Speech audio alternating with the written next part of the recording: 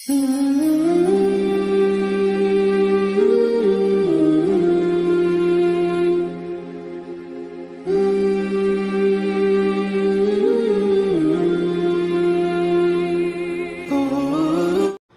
السلام علیکم ورحمۃ اللہ وبرکاتہ۔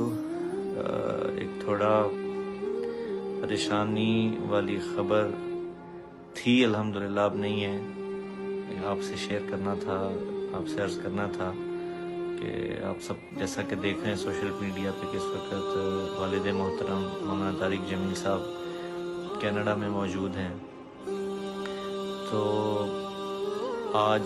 پاکستان کے وقت کے مطابق دوپہر 1 بجے اور رات کے کینیڈا کے وقت کے مطابق رات کے 3 بجے ان کو دل کی تکلیف ہوئی ہے، ہارٹ کا ایشو ہوا اور تھوڑا چیسٹ میں ان کے درد ہوا، سینے میں درد ہوا۔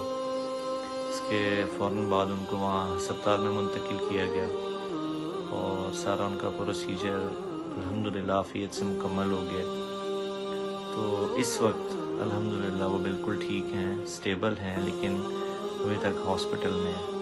تو آپ حضرات کی خدمت میں آنے کا صرف مقصد یہ ہے کہ آپ دعا کریں، چونکہ آپ کو پتہ ہے ایک